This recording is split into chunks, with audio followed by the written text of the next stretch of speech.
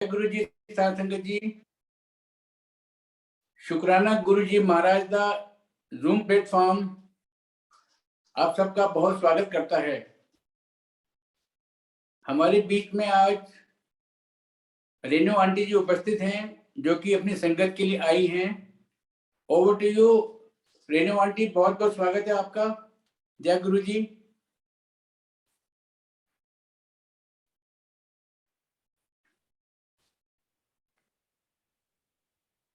जय गुरु जी। Renu aunty, over to you.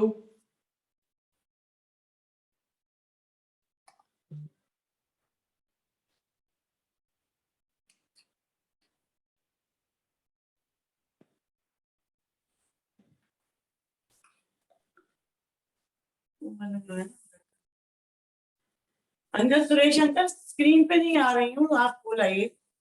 जय गुरु जी। रेणु आंटी, जय गुरु जी, मेरे को स्क्रीन पे लाइए। बहुत बहुत स्वागत है रेणु आंटी आपका। Thank you Suresh uncle. जय गुरु जी। रेणु आंटी, आज का जो शुक्राना वचन है, गुरु जी का शुक्राना वचन, मैनू मिलन तो बाद सीधे अपने घर जाओ।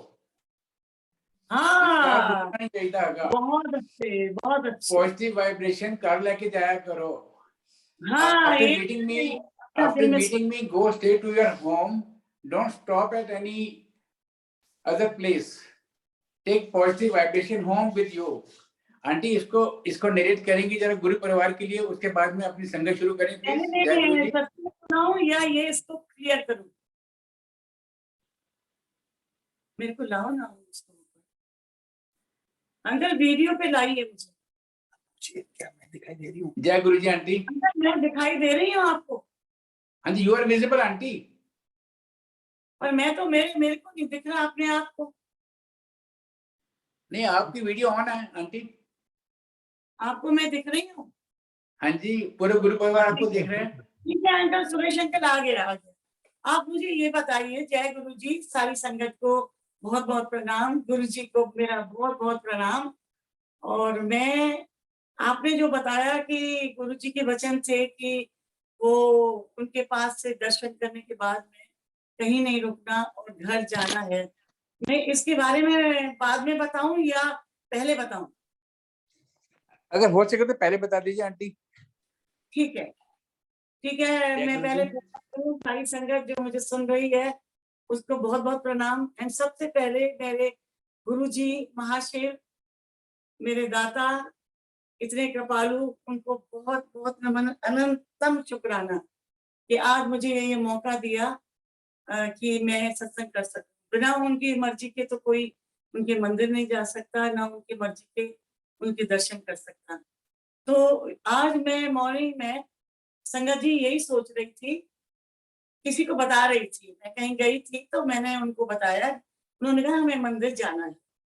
तो मैंने कहा आप मंदिर पहली दफा जा रही हैं और मंदिर अगर जा रही हैं, उनको बहुत कष्ट है उनकी फैमिली में।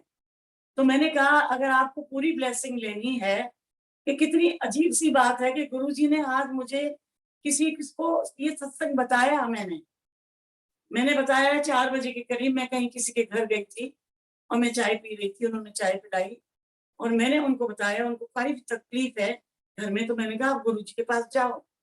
उन दिन पहले गई थी, फिर उन्होंने छोड़ दिया जाना।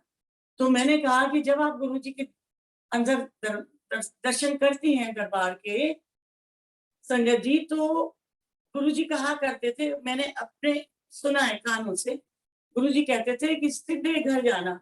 तो शुरू में तो हम समझते नहीं थे, हमने सोचा था कि गुरुजी हमको ये कह रहे हैं कि भाई सीधे जाना, कोई दिक्कत ना हो और घर पहुंच जाना ठीक से। बाद में हमें समझ आई कि गुरुजी कहते कि नहीं नहीं, मैं ये कह रहा हूँ कि जब आप यहाँ से जाते हो या मंदिर के दर्शन करके जाते हो, तो जो आपकी ब्लेसिंग है, एक तो मोबाइल उन दिनों तो होते नहीं थे, आजकल तो होते हैं। तो तभी भी वो कहते थे गुरुजी की जब मोबाइल जो है अपने बंद रखो। मतलब अब मैं ये सोचती हूँ कि मंदिर में मोबाइल बिल्कुल ऑफ कर दीजिए। जब बाहर आते हैं तो आजकल का जमाना मोबाइल का हो गया है, तो कोई बात नहीं, आप हाँ ऑन कर सकते हैं बाहर आके। पर गुरुजी बोलते थे, तो मैंने गुरुजी से पूछा मैंने कहा गुरुजी इसका मतलब क्या है? कहते हैं कि गुरुओं से इतना पूछती हो? मैंने कहा नहीं गुरुजी आप बता दीजिए। कहते हैं ऐसा है, मैं सबको बोलता हूँ कि आप कहीं सत्संग में भी जाएं और अपने घर आए तो बीच में ये नहीं कि शॉपिंग करके आ रहे हैं या रास्ते में कोई फ्रूट की ठेली खड़ी है तो चलो फ्रूट खरीद लिए या कुछ और चीज खरीद ली या किसी से। हमको तो ये बताया गया था 99 में जब मैं गुरुजी से मिली थी कि मैं तो बहुत स्ट्रिक्ट थी कि आप सीधे जाओ, अगर रास्ते में आप अपने सीढ़ियों पे चढ़ रहे हो और आपका कोई पड़ोसी आके ये पूछ रहा है कि आप बड़े अच्छे लग रहे हो, आप कहाँ से आ रहे हो, तो ये सब कुछ मत बोलो, उनसे बात ही मत करो और सीधे ऊपर चले आओ। चाहे ये बड़ा रूड लगता है, पर मैं ऐसे ही करती थी क्योंकि मेरे को मेरा गुरु था, जो हुक्म था मैं तो वो ही मानती थी, आज भी मानती हूँ, चाहे कोई बुरा माने। तो जब मैं आती थी तो गुरुजी कहते थे कि जो आप यहाँ की वाइब्स हैं, जो गुरुजी के 12 लिंगों का जो वहाँ हमारे गुरुजी बना के गए, इतना सुंदर एक तीर्थ स्थान जो दुनिया में कहीं नहीं, कभी नहीं होगा, कभी नहीं होगा, ये युगों-युगों तक ये मंदिर रहेगा। कहते थे इस मंदिर के पास से भी कोई गुज़र जाएगा, कोई पक्षी भी किसी को चोट लगी तो पक्षी भी ठीक हो जाएगा, हमारी क्या औकात है। सो गुरुजी की का मतलब ये है संगत जी, ये गुरुजी के वचन मैंने खुद सुने हैं, खुद बोलते थे। उसका मतलब फिर हमने पुराने लोगों से भी पूछा जो हमसे पहले आए हुए थे, उनसे भी पूछा कि नहीं है। मैं बहुत स्ट्रिक्ट थी कि मैं रास्ते में भी किसी से मेरी ब्लेसिंग चली जाएगी तो मैं सीधे घर आती थी। मेरे रास्ते में जैसे ही मैं कार से उतरती थी, कुछ लोग खड़े होते थे, पूछते थे कि आप कहाँ गई थी रेणु सिंह जी? तो मैंने कहा मैं नहीं बताती थी उनको कुछ भी, क्योंकि गुरुजी का जो वचन था मैं सीधी सीढ़ी से ऊपर।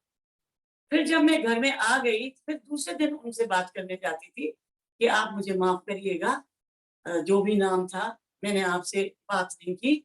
मैं जिस गुरुजी को मानती हूँ वो महाशिव हैं और मैं उनके मंदिर से आ रही हूँ या मैं एम्पायर स्टेट से आ रही हूँ और वहाँ उनके वचन ये हैं कि आप सीधे जाइए, बीच में कहीं मत रुकिए, कोई शॉपिंग नहीं करिए, सीधे आप घर में ले जाइए, रास्ते में कोई भी मिले तो उससे भी बात नहीं करिए। ये तो मतलब मुझे बोला कि बात भी नहीं करना, तो मुझे अच्छी तरह से याद है। तो मैं तो यही कहती हूँ कि अपनी ब्लेसिंग लेके जानी है, तो अपने घर में लेके जाओ, गुरुजी के मंदिर में हाथ जोड़ो कि शुक्राना गुरुजी आपने दर्शन दिए। तो ऐसा है सुरेश आंटी। बहुत सुंदर व्याख्या की आपने aunty. Please carry on your संगत। जय गुरु जी। लेकिन मैं संगत को बताना चाहती हूँ जितनी भी नई पुरानी संगत से कुछ नहीं होता। बहुत सी पुरानी संगत भी नहीं छोड़ के चली गई, गुरुजी को एक आध दफे मिलने आए और फिर चले गए। तो जो आज मैं कहती हूँ कि जो भी नई संगत जुड़ी है, वो ये ना सोचे कि गुरुजी नहीं है। हम भी ये सोचते थे जब 2007 में उन्होंने समाधि ली, हमारे हमारे ऊपर क्या बीती और कितने दिन तक हम रोते रहे।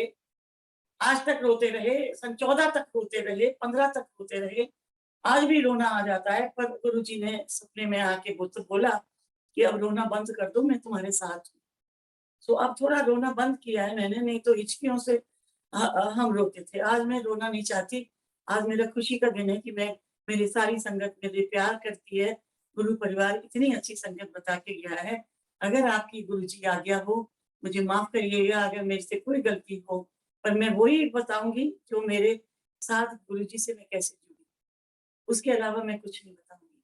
कोई गलती होगी तो गुरुजी मुझे माफ करिएगा, संगत जी मुझे माफ करिएगा। पर संगत जी सिर्फ मैं ये कहना चाहती हूँ, बिफोर आई फॉरगेट दैट गुरुजी हर पल है। गुरुजी 1 हफ्ते पहले भी, मैं वो सत्संग बाद में लास्ट में सुनाऊँगी। कुछ बताऊँगी जो गुरुजी के समाधि के बाद है, पर मैं कैसे जुड़ी, क्या मैं स्टार्ट कर सकती हूँ सुरेश शंकर? जय जय गुरु जी आंटी, प्लीज स्टार्ट कीजिएगा। जय गुरु जी। गुरुजी आपको बहुत-बहुत नमन, बहुत-बहुत शुक्राना कि आपने हम मुझे ब्लेस किया, मेरे परिवार को किया, मेरे गुरु परिवार को किया, जो सारी संगत है, सारी दुनिया में सब संगत इतनी प्यारी थी गुरुजी को कि जिसकी कोई मतलब कोई सीमा नहीं। इसलिए संगत को बहुत-बहुत प्रणाम। छोटे-बड़े सबको बहुत-बहुत सारा प्यार और आप हमेशा खुश रहें। ऐसा है संगत जी कि मैं पहले सत्संग कर चुकी हूँ पर सुरेश अंकल ने बोला कि नहीं, आप जब जुड़ी हैं तब आप बताइए। तो मेरा तो बहुत लंबा सत्संग है, पर मैं उसको थोड़ा कम करके बताऊँगी, जिससे कि थोड़े छोटे-छोटे सत्संग भी मैं बता सकूँ। मैं पहले अपने परिवार के बारे में बताऊँ। जब मैं पैदा हुई थी और जब मैं बड़ी हुई थोड़ी 5-6 साल की, तब से ही मेरी नानी 106 साल की डेथ हुई। वो शिव जी को बहुत मेरा परिवार मानता है। हमारे परिवार में इष्ट देवता शिव जी हैं। तो फिर शादी हो गई 16 साल में, मेरे हस्बैंड तब कैप्टन थे। फिर मेरे बच्चे हुए 20 साल में, मेरे 3 बच्चे हुए। सबसे बड़ी बेटी है वो 59 इयर्स की है नाउ। दूसरा बेटा 56 का है और सबसे छोटा जो गुरुजी ने जिसको ज़िंदगी दी वो 54 इयर्स का है। बड़ी बेटी के हस्बैंड भी लड़ाई वाले हैं एयरफोर्स के, और गुरुजी की कृपा से, भगवान की कृपा से। और बड़ा बेटा मेरा आर्मी में कर्नल है। मैं कोई बड़ाई नहीं कर रही अपने बच्चों की। मैं तो सिर्फ़ आपको एक परिवार का बता रही हूँ कि मैं एक फौजी परिवार से हूँ और गुरुजी ने मुझे कितना परिवार पहले ही दे दिया था, क्योंकि मैं शिव जी को मानती थी। फिर मेरा छोटा बेटा हुआ, वो 54 इयर्स का है, वो अभी भी नौकरी कर रहा है और बाकी रिटायर हो गए। तो मैं यहाँ अशोका होटल में मैं काम करती थी। वहाँ मैं एग्ज़ीक्यूटिव थी। मैंने बहुत शुरू में जिस तरह जॉइन किया बहुत मेहनत करके। और तो मैं बसंत कुंज में रहती हूँ, तो एम्पायर स्टेट बहुत नज़दीक है। तो गुरुजी के बारे में मैंने पहले जलंधर वाले बाबा बोला करते थे, बहुत सुना था। क्योंकि हमारे एक बहुत अच्छे फ्रेंड जन कपूर तो फ्रेंड थे ही थे हमारे, मेरे हस्बैंड उनको बहुत दिनों से जानते हैं। पर वो उनके जो फ्रेंड थे अजय सिंह, जनरल अजय सिंह, वो बड़े मौत के मुँह में थे। तो कोई 92 की बात है कि वो बहुत ही बीमार हुए और उनको कोई, ये भी एक सत्संग है, आप सुनिए लीजिए इसको। तो हमें पता चला कि कोई जलंधर वाले बाबा को वो ले गए हैं चंडीगढ़ में, ये रह रहे थे और इनका इलाज हो रहा था यहाँ शायद किसी दिल्ली के हॉस्पिटल में। तो उन्होंने डॉक्टर्स ने जवाब दे दिया था कि आप इनको घर ले जाओ और इनकी सेवा करो। तो जब चंडीगढ़ में जो एक सरदार जी अंकल थे, नाम मैं भूल गई हूँ, वो सुन रहे होंगे तो उन्हें मालूम है। उन्होंने गुरुजी को कहा कि गुरुजी, एक जनरल अजय सिंह, मतलब जनरल नहीं थे तब बने थे वो, मेरा ख्याल है फुल कर्नल थे तब, ब्रिगेडियर थे शायद। तो ब्रिगेडियर थे। तो मैं तब गुरुजी चले जाते थे अपने भक्तों की करने के लिए उन दिनों में 92 में के करीब में। 92-93 की बात है, वो ब्रिगेडियर थे।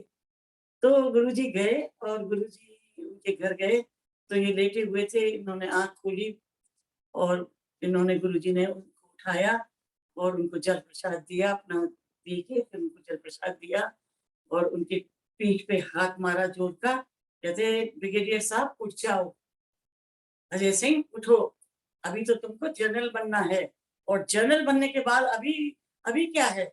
अभी तो तुमको इसके बाद तुमको लेफ्टिनेंट गवर्नर बनना है हिंदुस्तान का। अभी क्या करना है? उठो। एंड आपको विश्वास नहीं होगा, गुरु जी की महिमा, गुरु जी का जो अमृत पान करके वो उसी वक़्त उन्होंने आँख खोली और उठ गए। इसके बाद बिल्कुल ठीक हो गए। हफ्ते भर के अंदर वो गुरु जी ने जल दिया और उनको ब्लेस करके आए, वो दिए और बाद में वो जनरल बने। फिर इसके बाद लेफ्टिनेंट गवर्नर बने आसाम के, जनरल अजय सिंह, जो जनरल कपूर के बहुत कोर्समेट थे और बहुत अच्छे फ्रेंड थे।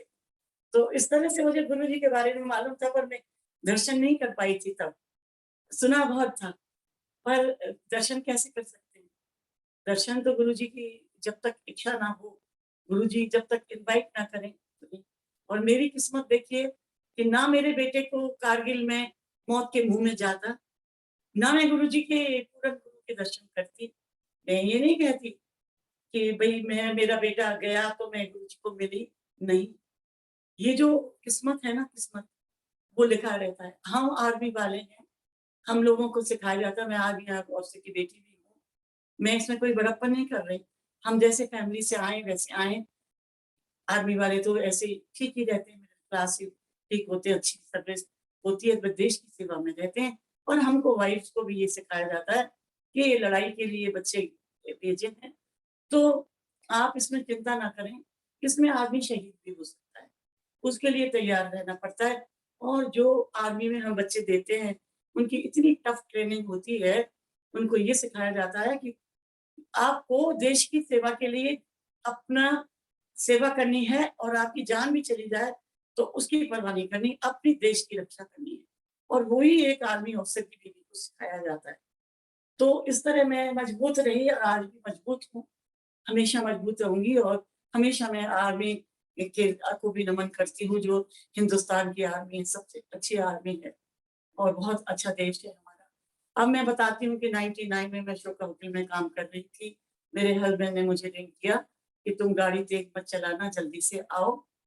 और उम, मैं अपने बच्चे को छोटू कहती हूँ, वैसे तो उसका राजीव नाम है, पर मैंने कहा वो कह रहे कि छोटू को ऐसे कारगिल में शेलिंग हुई थी तो उसके अंदर आर-पार हेड इंजरी हुई है, चंडीगढ़, उसको वहाँ ले गए हैं और उसकी कंडीशन डॉक्टर्स के अंडर में है, तो चिंता नहीं करो तुम आओ। तो मैं अपना गाड़ी काफ़ी तेज़ चला के लाई।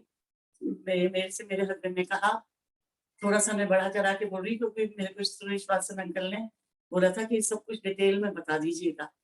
तो फिर जब आई मैं तो मेरे हस्बैंड कहने लगे कि सबसे पहले तुम, मैं तुम्हें बाद में बताऊँगा, सबसे पहले तुम अपने मंदिर में शिव जी को धूप बत्ती करो। मैंने दिया जलाया, मैंने कहा अब बताओ क्या है? कहते हैं Chhotu is in very bad condition in Srinagar से उसको शिफ्ट किया जा रहा है उधमपुर। और वहाँ एक अस्पताल था आर्मी का, जिसमें लड़ाई वाले सब नीचे आते थे और हॉस्पिटल में ट्रीट करते थे, चाहे वो सिपाही हो, चाहे वो कोई भी हो, चाहे ऑफिसर हो, चाहे कोई भी हो। तो वो एक बेस बना दिया था और फिर आर्मी हॉस्पिटल में दिल्ली में भी भेजते थे, किसी को जम्मू भेजते थे, किसी को श्रीनगर। पर जो कारगिल में द्रास है, जब ये गिरा ये पहला ऑफिसर, तो इसको श्रीनगर ले गए।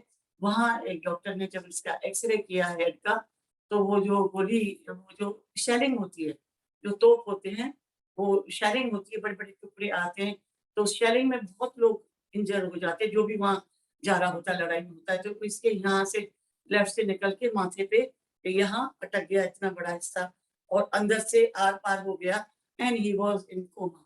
उन्होंने पूरी रिपेयर किया हेड को और रिपेयर करके हम जब पहुँचे, टू बी शॉर्ट बता रही हूँ, जब हम पहुँचे ट्रेन से, हवाई जहाज़ से तो कोई मतलब ही नहीं था। जैसे जो भी ट्रेन से 6 महीने पहले मेरे बेटे की शादी हुई थी 98 अक्टूबर में।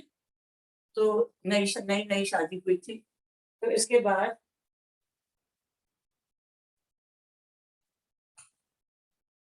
हमने अपनी बहू को भी, रानी मायके में थी, तो उनको बुलाया कि ऐसे-ऐसे है, चलो। हमने 2-4 कपड़े डाले अपने और ट्रेन से वहाँ पहुँच गए। 2 बजे के करीब पहुँचे हैं तो उसका ऑपरेशन हो चुका था और वो कोमा में जा चुका था। डॉक्टर्स ने कहा कि आप कैप्टन सो एंड सो के पेरेंट्स हैं, आपको डॉक्टर साहब ने बुलाया है। न्यूरो सर्जन है, हम गए, उन्होंने हमें कॉफ़ी पिलाई और हमें कहा घबराने की बात नहीं है, जितना हम कर सकते थे।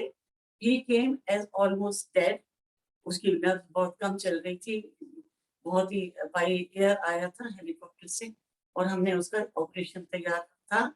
जितना कर सकते थे उसका डैमेज जो था वो हमने रिपेयर किया है। बाकी वो कोमा में चला गया, वी डोंट नो। मैंने कहा उसने कोई बात नहीं की ऑपरेशन के बाद? कहते नहीं, कोई बात नहीं। एक दफ़ा हमने पूछा captain what is your name? तो उसने अपने फादर का नाम बताया कि colonel, I am colonel Narendra Singh. बस इतना सा बोला, तो उन्होंने बोला ये नरेंद्र सिंह कौन है? मैंने कहा मेरे हस्बैंड हैं और इनके फादर हैं। तो डॉक्टर को क्या मालूम है कि किसके बेटे हैं? तो ख़ैर इस तरह से वो कोमा में रहा, हम हमको मेस में रहने के लिए दे दिया, हमारे पास कोई मंदिर नहीं था। हमने कुछ तस्वीरें ली, दिया लिया, घी लिया, जोत जला दी, शिव जी की, माता रानी को भी मानती थी मैं, उनकी जोत जला दी और मैंने अस्पताल में हम जाते रहे, हम लोग, बेटी आ गई, दामाद आ गए, बेटा भी आ गया था बड़ा वाला। फिर वो भी चीज़ से अचन चला गया था, उसकी माँ ड्यूटी थी, लड़ाई के टाइम में उसको भी बुला लिया गया था। तो काफ़ी हालत ख़राब थी, डीआई लिस्ट में था, तो आईसीयू में। तो फिर मैं वैष्णो देवी भी गई, वहाँ से भी हम दुआएँ लेके आए और इसके बाद 1 महीने तक हम बस शिव जी का वो शिव चालीसा पूजा करते रहते थे, दिया जलाते रहते थे, सब ड्यूटी पे करते थे, पर कुछ भी होश नहीं था। फिर 1 महीने के बाद में मैंने देखा कि वो मैं बैठी थी तो मेरा हाथ ऐसे दबाया। शिव चालीसा मैं फिर पढ़ती थी, मेरे को वो ज़बानी याद है। तो मैं उसके कान में बोलती थी कि बेटा सब लड़ाई ओवर हो गई है, हम जीत गए हैं, तुम उठ जाओ। मैंने सुना था ऐसे पिक्चरों में कि भई जिसको मारना है उसके कान में कुछ बोलो, तो ओम नमः शिवाय को तब तक गुरुजी मेरी ज़िंदगी में नहीं आए थे। आ गए होंगे पहले क्योंकि गुरुजी फिर हमारे जन्मों-जन्मों से ज़िंदगी में आए हुए होते हैं, उस वक़्त मैं नहीं जानती थी कौन है गुरुजी। और ख़ैर अभी टू बी शॉर्ट उनको उसको जब होश आ गया, तो दूसरी जगह शिफ्ट किया, आईसीयू में ही था। फिर शिफ्ट किया, उसको कोई याददाश्त नहीं रही, कोई पढ़ाई-लिखाई नहीं रही, उसे ये नहीं मालूम था कौन क्या है। उसको मुँह में कुछ डाल दो तो वो खा लेता था, पानी माँगता नहीं था, पिला दिया तो पी लेता था। आप बिलीव करेंगे कि किस पोज़ीशन से हम पेरेंट्स निकले, पर हमने हिम्मत नहीं हारी, कभी उसके सामने रोए नहीं। अलग जाके रो लेते थे कभी-कभी कि मैं शिव जी भगवान, माँ पार्वती करो मेरे बेटे को ठीक। फिर उन्होंने हमें इधर भेज दिया आर-आर अस्पताल, वहाँ हमारा बेटा आ गया। वहाँ उनकी उसकी ड्यूटी में 3 लोग लगाते थे, दिन में 1 सिपाही रहता था, रात में भी रहता था। उसकी जेब में हम डाल देते थे उसका नाम, नंबर, कौन है तुम और फ़ोन नंबर हमारा, जिससे कि कहीं वॉक कर सकता था वो, थोड़ा लँगड़ाता था। थैंक गॉड कि जब उठा तो उसको पैरालिसिस नहीं हुई, नहीं तो डॉक्टर कहते थे कि हो सकता है पैरालिसिस भी हो जाए, हमको कुछ नहीं मालूम। पर ये ज़रूर कहते थे कि आँख से नहीं देख पाएगा। तो आँख से क्यों नहीं देख पाएगा? कहते हैं जब हमने ब्रेन का इलाज किया तो उसकी जो नर्व होती है, जो लेफ्ट साइड में जो ब्रेन होता है, छोटा ब्रेन, उसके साथ में ये नर्व्स होती हैं आईज़ की, वो हमसे टच हुई हैं तो हो सकता है कि इसकी आईज़ भी ना रहें। तो जब इसने देखा और हमने बोला तो मम्मी तो जानता ही नहीं था, पर मेरे सन इन लॉ आए तो उनको बोला पहचान कहते हैं उनको सर बोलता है, जीजा जी नहीं कहता। Sir you are looking very nice आपने टी-शर्ट बड़ी अच्छी पहनी है। तो तब हम समझे कि ये देख सकता है। तो इस तरीके से हमको कम से कम इतना तो हुआ कि वो आँखों से देख सकता है और पैरालिटिक नहीं था पर एक पैर से लड़खड़ आता था, थोड़ा नर्व काम करती थी, उसका फिज़ियोथेरेपी हो रही थी। हम अस्पताल में आ गए तो हमारे मेजर गिल अब गुरुजी का सत्संग सुनिए। मेजर गिल हैं जो गुरुजी को बहुत प्यार करते थे और गुरुजी के पुराने थे सत्संग चंडीगढ़ के रहने वाले थे, अभी वो दिल्ली में रहते हैं। तो उन्होंने मेरे से कहा बच्चे को देखा he was about 30 years old my son that time 99 में। तो उन्होंने देखा कहते हमारे गुरुजी हैं, आपको ले चलूँ रेनू? वो मिसेस नरेंद्र सिंह वो मैम मैम करके बोलते हैं, अपने नाम नहीं लेते। तो मैंने कहा आप कहीं ले जाओ, मेरे बेटे की याददाश्त और ये सब जैसे वो तो बहकी-बहकी बात करता है, ठीक हो जाए, तो इससे ज़्यादा मैं क्या है। पर मैं जभी भी ये बात करती हूँ, मेरा गला चोक हो जाता है।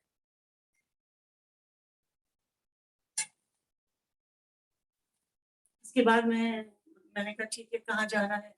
उन्होंने कहा कि आप कल एम्पायर स्टेट आ जाओ। उन्होंने जिस तरह रास्ता बताया, हम पहुँच गए। बेटे को नहीं लेके गए थे। वहाँ गए, वहाँ बाहर गाड़ी खड़ी की तब कोई दिक्कत नहीं थी चलने में। आज थोड़ा-सा प्रॉब्लम होती है थोड़ी-सी पैर में थोड़ी-सी तकलीफ है, तो गुरुजी ने सब सही किया, चलने लायक बनाया, उसका सत्संग अलग है।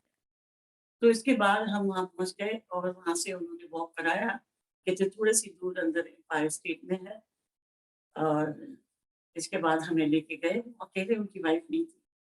मैं मैं बता नहीं सकती कि इतनी खुशबू, इतना गुलाब थी वो खुशबू, ना वो रजनीगंधा थी, कुछ मिक्स खुशबू थी। तो हमने कहा गुरुजी होंगे कोई, चोले में होंगे, वैसे सफ़ेद कपड़े पहने होंगे, कोई अ, जैसे मोदी जी का रंग है, भगवा रंग होगा, माला वगैरह होगी तो मंदिर होगा। तो हमने वहाँ बैंगलोर में गए, वहाँ लिखा हुआ था आहूजा हाउस, तो हमको अंदर ले गए। तो मैं तो सीढ़ी से उतरी तो देखती रह गई, वो पहले ही बता रहे थे कि कुछ नहीं पूछना, गुरुजी से बात नहीं करनी। जैसा-जैसा है हम करते जाएँगे, उनको नीचे माथा टेकना है और गुरुजी फिर जो भी प्रसाद देंगे वो ले लेना है। गुरुजी बैठने के लिए बोलते हैं तो बैठ जाना। और गुरुजी को मैं बताऊंगा जो बताना है, ठीक है। जैसे ही वो लेके गए, मैं लाइन में खड़े थे हम, मैं 8 बजे के करीब पहुंचे थे। काफी संगत ठीक थी, 50 लोग तो थे, 40-50 की ज्यादा नहीं थी। एक रो ऐसे बनी थी, एक रो ऐसे बनी थी, सामने या म्यूजिक सिस्टम है, डीजे अंकल बैठते हैं वहाँ था। और वहाँ ये जो बड़ी सी जो अभी एम्पायर स्टेज पे बड़ी सी जो गुरुजी ब्लैक चोले में, ये नहीं वहाँ थी, गुरुजी के दूसरे वाले स्वरूप थे लगे हुए। और इतना देखा मैंने, तो मैंने कहा कि गुरुजी हैं कि ये कोई महाराजा है। इतना नूर गुरुजी की, जो उनको देख नहीं सकते थे, उसमें से ऐसे लगता था कि चंद्रमा और सूरज की रोशनियां आ रही हैं। मैं तो, मेरे हस्बैंड ने पहले माथा टेका, लोग दूर से देख रहे थे, इन्होंने मुझे बताया कि मैंने तो गुरुजी के पैरों में टेका, और मैंने भी यही किया, क्योंकि मैं दुखी जरूर थी, मैं रो नहीं रही थी। मैंने गुरुजी के चरणों में टेका। गुरुजी, मेरा जहाँ तक ख्याल है, गुरुजी के पैरों में मोजे नहीं थे उस टाइम, मुझे सॉफ्ट लगे, क्योंकि गर्मियों का टाइम था, तो शायद मुझे ये फील हुआ कि सॉफ्ट पैर थे, मोजे के साथ नहीं थे। बाद में विंटर्स में तो वो मोजे भी पहनते थे, तो मैं भी, मैंने पैरों में ऐसे किया, तो गुरुजी ने कहा, उठ जाओ आंटी, सब कुछ ठीक होगा, कुछ नहीं होगा पुत्र में। मैं घबरा गई, मैं कैसे सब कुछ बताया, क्योंकि जब हम माथा टेक रहे थे, लाइन में खड़े थे, तो गुरुजी के कान में, लेफ्ट साइड में मेजर गिल उनके कान में बता रहे थे कि ये कर्नल अंकल हैं, इनकी ये आंटी हैं, और ये अशोका होटल में काम करती हैं, और इनका बेटा अस्पताल में है, जिसको कुछ नहीं मालूम, वो मतलब सेमी कोमा ही समझ लो। तो गुरुजी ने अच्छी तरह प्यार से देखा, थोड़ा मुस्कुराए, और ये तो उन्होंने बोला कि चिंता नहीं करो, मेरे हस्बैंड को भी बोला, चिंता नहीं करना कर्नल, सब कुछ ठीक होगा, पुत्र में ठीक कर देंगे। इतनी बात पहले दिन ही बोल दी, तो हमने ये रियलाइज ही नहीं किया कि जो ये बोल रहे हैं उसका क्या मतलब है। उसका मतलब है ब्लेसिंग, गुरुजी को सब मालूम था कि ये ठीक हो जाएगा और गुरुजी करेंगे ठीक। तो मैं तो इतनी खुश हो गई, गुरुजी ने मुझे कहा इधर राइट, वहाँ जगह खाली थी, मैं गुरुजी के राइट साइड को दीवार पे, जहाँ वो आजकल एक ग्रुप फोटो लगा हुआ है, मैं वहाँ बैठ गई, सलवार सूट में थी, बैठ गई आराम से। मेरे हस्बैंड कहीं और जब चले गए, बैठ गए। थोड़ी देर में चाय आई, चाय प्रसाद पानी तो बाहर ही मिलता था, हाथ वगैरह धोए और वहाँ पानी पिया, और फिर अंदर चाय प्रसाद मिला। फिर गुरु, फिर लाइन में लगे, और चाय, और हमें गुरुजी ने प्रसाद तभी दे दिया था मेरा ख्याल है, जब लाइन में थे, जब बोला था कि सब ठीक होगा। तो गुरुजी ने ऐसे करके थाली से लिया, छोटे छोटे सुंदर से हाथ, और जब मैंने ऐसे हाथ किए, ऐसे बता दिया था उन्होंने कि ऐसे करो, तो संगत जी पूरा हाथ यहाँ तक, वो लड्डू इतना बड़ा हो गया बूंदी का, अब मैं उसको क्या करूं, उसको मैंने फिर ऐसे अपना दुपट्टा लिया, ऐसे करके मैंने रखा कि भाई गिरे नहीं। फिर मैं साइड में बैठ गई, फिर किसी संगत ने कहा कि बाहर जाके खा के आओ। मैं बाहर गई, पूरा खत्म करना है ये भी बता दिया था, खत्म करके हाथ साफ करके फिर आ गए। गुरुजी कुछ नहीं बोलते थे, संगत इतनी सुंदर सुंदर बानी जो आप अभी लगाई हुई थी, वो सब बानी जो है चल रही थी, डीजे अंकल की गुरबानी चल रही थी, और मैं गुरुजी को देखे जा रही थी कि क्या गुरुजी का रूप है। गुरुजी देख रहे थे, तो ऐसा लग रहा था वो मुझे ही देख रहे हैं, और शायद सारी संगत को यही लगता था कि गुरुजी हमें ही देख रहे हैं। वो उनकी नजर पीछे तक जाती थी, वो कहते थे कि मैं कोई, कभी कभी कोई संगत कहती होगी कि गुरुजी वो हमें पीछे बिठा देते हैं, आप आगे लोग बैठते हैं जो नए आते हैं, तो गुरुजी कहते हैं तुम चाहे पीछे बैठो, चाहे आगे बैठो, चाहे ऊपर फ्लोर पे बैठो, मैं सबको ब्लेस करता हूँ, मेरी नजरों में सारे हैं, कहीं भी हूँ। और गांव के भी सत्संग में कर्नल जन कपूर को कहा था कि कितना भीड़, शोर क्यों मच रहा है, कहते ये शोर मच रहा है गुरुजी, सब आना चाहते हैं सामने, आपको देखना चाहते हैं करीब से, कहते हैं इनको अनाउंस करके बोलो संगत को कि मैं सबको देख सकता हूँ, ये जितने बैठे हैं, जितने पीछे बैठे हैं, उनको सब, वो आगे बैठे हैं, जो सभी को मैं ब्लेसिंग दे रहा हूँ, गुरुजी तो जनरल कपूर ने कहा, कुछ बोला नहीं। कहते हैं जनरल कपूर अंकल, वो क्या बोलते थे, जनरल अंकल, आपको मैंने बोला ना अनाउंस करो कि संगत को भी कुछ करने की जरूरत नहीं है, जहाँ बैठी है वहीं मैं ब्लेस करूंगा, चाहे पीछे हो चाहे कहीं भी हो, मैं सबको ब्लेस करना है। तो फिर उन्होंने अनाउंस किया। सो गुरुजी के पास वो पहला दिन मेरा निकला, जब हम आज्ञा लेनी होती है, नहीं सॉरी, इसके बाद थोड़ी देर में, बड़ा चाय पीने के बाद थोड़े पानी खत्म हुई, 9 बजे के करीब थी। इतने में भी एकदम से शोर नहीं मचा, मतलब ये अंकल वगैरह थे, सिंगला अंकल, जोशी अंकल, वो एकदम चटाई लगा दी, हम लोग ऐसे हो गए, एक थाली लगाई, उसमें 8 रोटियां, आप जानती हैं सब लोग संगत, 8 रोटियां थी, दाल थी, चटनी थी बहुत मिर्ची वाली, थोड़ा सा एक हलवा भी था और एक सब्जी थी। इतना स्वाद, और मैं कह रही हूँ 8 कैसे खाएंगे? कहते नहीं, आपकी सिर्फ 2 रोटियां, आपको ये खत्म करनी है, बिल्कुल नहीं छोड़ना। जैसा उन्होंने बोला, कौन खा रहे हैं ये नहीं मालूम। ये भी एक गुरुजी का है, थोड़ा लंबा हो जाएगा कि गुरुजी ने ये क्यों कराया। इसलिए कराया कि ना कोई छोटा है मेरे दरबार में, ना कोई बड़ा है। आप जानते नहीं हो उसको कि आप किसके साथ लंगर खा रहे हैं। उसमें कोई नेगेटिव भी होगा, कोई पॉजिटिव भी होगा। जो नेगेटिव होगा उसको, जो पॉजिटिव होगा वो उसकी ब्लेसिंग आपको लगेगी, आप एक साथ खा रहे हैं और गुरुजी ब्लेस कर रहे हैं। इसमें ना छोटा ना बड़ा, आपको नहीं मालूम कौन क्या कास्ट है क्या नहीं। गुरुजी के लिए कोई कास्ट फीड नहीं थी। गुरु परिवार कोई भी हो, चाहे वो एक ड्राइवर हो, चाहे एक लखपति हो, चाहे मिलियनर हो, टाटा बिरला हो, चाहे मेरी जैसी एक आर्मी ऑफिसर की वाइफ हो, एक सेवादार छोटी सी, कोई भी हो, वो गुरुजी ने किसी को, गुरुजी ने, मैं जब आज्ञा दी तो गुरुजी ने कहा, आंटी, अंकल से नहीं बात की तो उस वक्त, आंटी 1 मिनट आप बैठो, मैं बुलाऊंगा। पंजाबी में गाना बुलाता। सब लोग चले गए, तो 5-6 लोग अ, मंदिर में थे, सुधा आंटी और ये जो जो भी सेवा करते थे, उस वक्त हम नहीं जानते थे किसी को, तो 5-6-10 लोग थे। तो बोले इधर आओ, और रेनू आंटी करके बुलाया, रेनू आंटी इधर। मैंने कहा जी गुरु जी, कभी अंकल बोल दिया मैंने, ये अंकल, फिर मैंने कहा गुरु जी।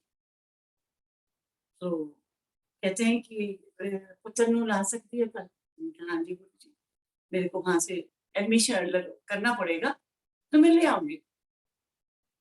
तो उधर से हमने आर्मी ऑफिसर आर अस्पताल से उनको छुट्टी दी, उसको फिर हम तैयार करके, और दूसरे दिन गुरु जी गिल अंकल नहीं आए थे, हम उनको लेके आए। आई थिंक गिल अंकल भी थे साथ में बताने के लिए। फिर उसको पकड़ पकड़ के लाए, सीढ़ियां भी उतारते थे तो पकड़ के उतारते थे। उसको ये नहीं मालूम था सीढ़ियां कैसे चढ़नी है, उसको नहीं मालूम था कि सीढ़ियां कैसे उतरनी है। आप संगत जी सोच सकते हो कि क्या हालत होगी, मेरे ही बेटे की क्या हालत होगी। कितने लोगों के तो बच्चे शहीद हो गए। मैं तो किस्मत वाली हूँ कि मेरा बच्चा गुरुजी ने उसको जिंदगी दी और आज नौकरी कर रहा है। इसके बाद मैं गई गुरुजी के पास, उसको ले गए, उसका वो नमस्ते वगैरह कुछ नहीं था, यहाँ से मैंने ही उसके हाथ ऐसे किए, माथा तो टेकने का सवाल ही नहीं था। वो तो जमीन पे भी नहीं बैठ सकता था, उसके घुटने में बड़ी चोट लगी थी, गिर गया था।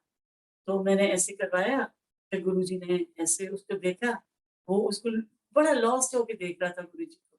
तो गुरुजी तो अंतर्यामी है, तो सुनते हैं। तो मैंने ऐसे हाथ करवाया, गुरुजी ने उसके हाथ में लड्डू रख दिया, और लड्डू रखने के बाद मैं उसको पकड़े रही हाथ को, नहीं तो वो तो ऐसे गिरा देता, उसको कुछ मालूम नहीं कि इतने में मेरे अंतर्यामी है समाज, उनको पता था कि ये गिर जाएगा।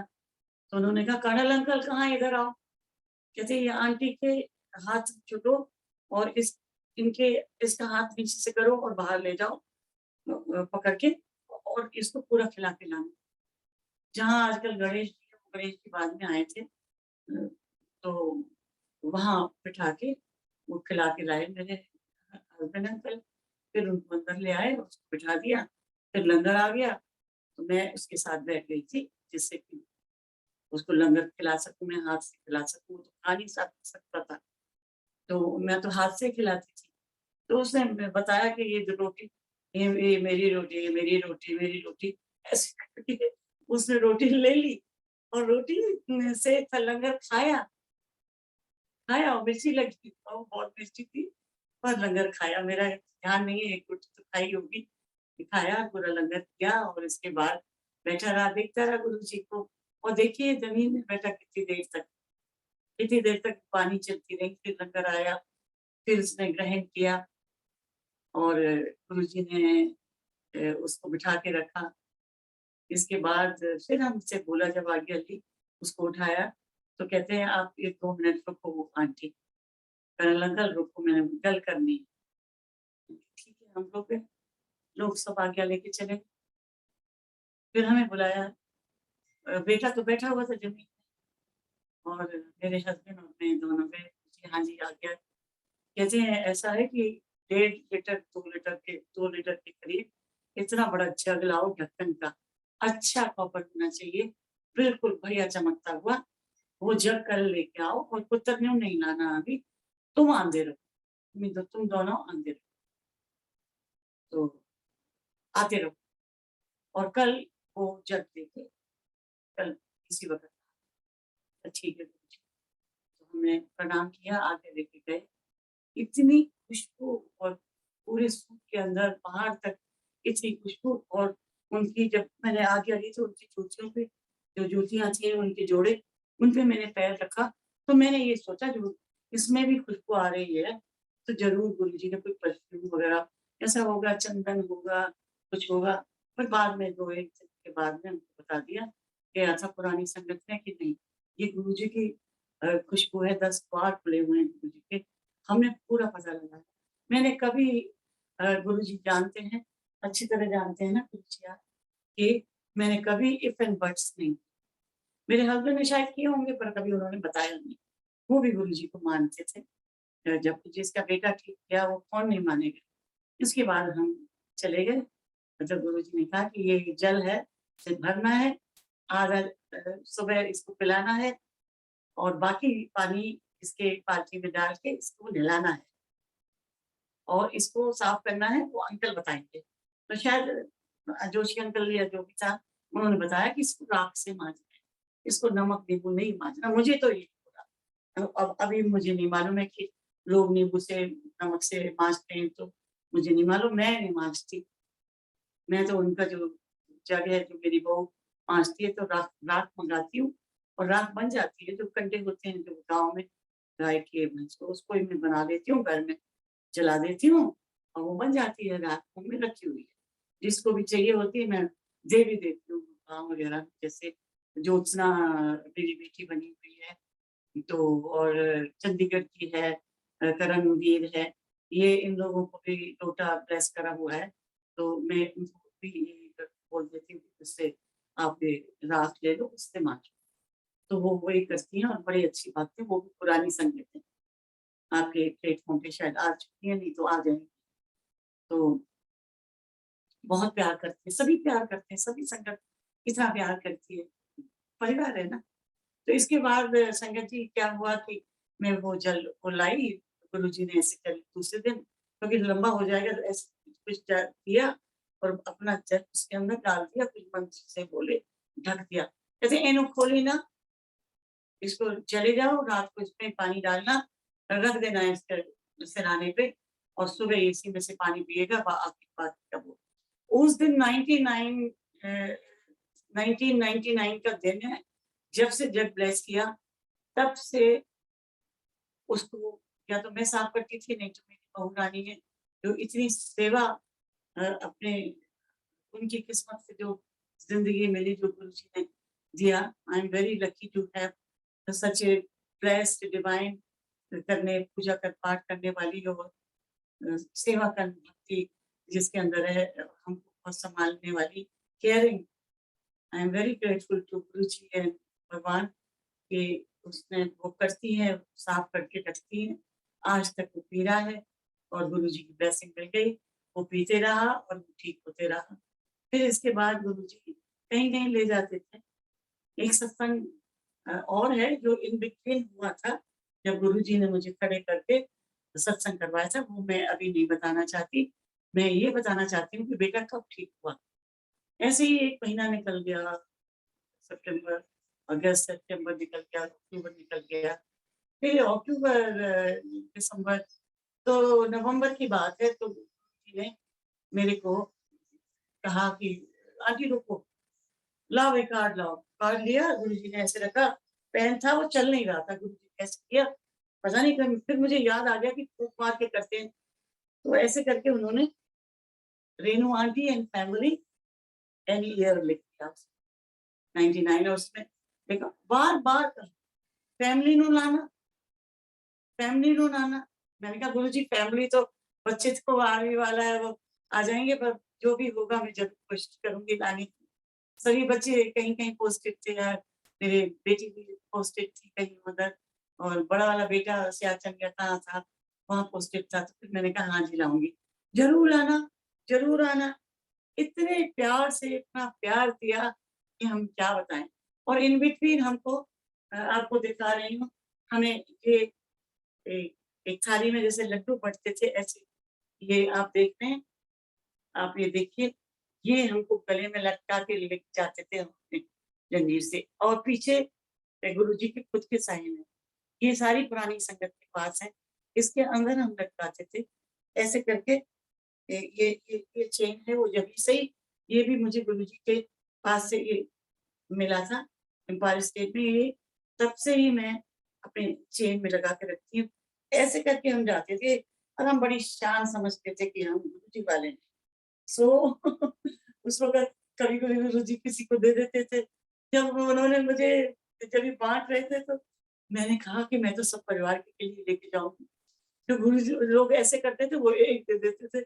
मैं मज़ाक वाली बात है कि गुरुजी, मैंने ऐसे कर दिया, तो गुरुजी ने देखा, उन्होंने सोच लिया। मैंने कहा मुझे 6-7 तो मिल जाएँ, तो मैं ना सारे घर में लगा दूँ, तो स्वरूप बड़े तो होते नहीं थे, तो मैं लगा दूँ। तो गुरुजी तो अंतर्यामी है, मुझे क्या मालूम कि गुरुजी ये कह रहे हैं कि 7 स्वरूप चाहिए रेणु आंटी को। तो मैंने ऐसे किया, गुरुजी ने ऐसे करके मुस्कुराए, गुरुजी मेरे को ज़्यादा चाहिए। गुरुजी ने पता नहीं सुना, नहीं सुना, तो अंतर्यामी है। गुरुजी ने मेरे को 7 स्वरूप डाल दी थी, पहले 4 डाले, फिर मैंने नहीं रुकी, मैंने ऐसे किया, फिर 3 और डाले, मैंने ऐसे कर लिया। मैंने कहा मुझे मेरे से कोई माँगे ना, मैंने गाँठ बाँध ली, और बस अपने पास बस ऐसे रख के रखा। मतलब लालची, कितनी लालची कि मेरे गुरुजी ने उसपे साइन करे हुए थे शुरू से ही, सिल्वर पेन से, तो चले गए। फिर गुरुजी ने मुझे कार्ड दिया, फिर मैं वेट करती रही कि कब कार्ड वो दिन आएगा, वो दिन आया। 21 नवंबर था शायद, नहीं 26 दिसंबर, 26 दिसंबर था। 21 तारीख को कहीं और ले गए थे गुरुजी। ये 26 दिसंबर था, और किसी उसमें था फार्म हाउस पे। अब मैंने कहा कि आज डेट हो गई है, जल्दी चलना है, 8 बजे ज़रूर पहुँचना है यहाँ। शादी का कार्ड नहीं था, सिर्फ उसमें लिखा था his holiness Guruji Maharaj is coming to bless, please come and take blessing. इस तरह का कार्ड था, और आई विश कि मैं निकाल के रखती तो दिखाती। अगली दफ़ा जब सत्संग करूँगी तो ज़रूर दिखाऊँगी आपको, और वो है सब दिखाऊँगी जो गुरुजी ने दिया। तो इसके बाद हम पहुँच गए, और मेरे हस्बैंड बड़ रास्ते में कहते गुरुजी पता नहीं कहाँ बुला रहे हैं, कि मैं तो पैंट शर्ट नहीं पहन रहा, ना मैं तो चप्पल पहन रहा हूँ, कुर्ता पजामे में कंफर्टेबल हूँ। नहीं माने ये, मैंने कहा कुर्ता पजामा क्यों पहन रहे हो? वहाँ तो तुम एम्पायर स्टेट में पैंट शर्ट पहन के जाते हो और जूते पहन, कैसे नहीं? मैंने कहा वहाँ पता नहीं क्या प्रोग्राम हो, मेरे को भी नहीं मालूम था कि शादी है। मैंने पूछा तो भी गुरुजी ने शायद उनको मना कर दिया होगा कि मत बताओ। शायद गुरुजी की इसमें भी ब्लेसिंग। तो उन्होंने क्या किया कि मेरे हस्बैंड ने कहा ठीक है, तुम जैसा सोचो, गुरुजी ने किया गया होगा। हाँ, अपने आराम से कुर्ता पजामा पहन के ड्राइव करके ले आए। वहाँ देखा तो वहाँ घोड़ा वगैरह गाड़ी खड़े। मैंने कहा देखा, अब कुर्ते पजामे और जो पहले बाटा की जो रबड़ वाली चप्पल आती थी वो पहन के गए। Can you imagine? ये नहीं कि जो कोई अच्छी चप्पल पहन, अच्छी चप्पल शायद नहीं होंगी उन दिनों, तो यही चलती थी घर में। इसके बाद हम चले गए। मैंने कहा तुम, कहते पार्किंग नहीं मिलेगी, मैं खुद पार्किंग करके आ रहा हूँ, तुम चलो गुरुजी के पास। मैं तो दौड़ी गई। गुरुजी का बहुत सुंदर दरबार लगा हुआ था, बहुत अच्छी हट बनाई हुई थी। ये सूदान की बेटी की शादी थी। मेरे ख्याल है दिव्या नाम है, दिव्या आंटी, तो उनकी शादी थी। तो मैं जाके गुरुजी को, इतनी दूर थी, मैं काफ़ी दूर थी, हैं? कोई 50 गज दूरी थी, तो उसी टाइम से ही उन्होंने बोल दिया, आ गई रेणु आंटी। मैं इतनी खुश हुई, मैं पहुँच गई कि जैसे मेरे मेरे परिवार वाला मुझे बुला रहा है कि मैं क्यों लेट हो गई। मेरी खुशी का ठिकाना नहीं था। गुरुजी के चरणों में पड़ गई। मैंने कहा, गुरुजी सॉरी थोड़ा-सा। कहते कोई बात नहीं, कोई गल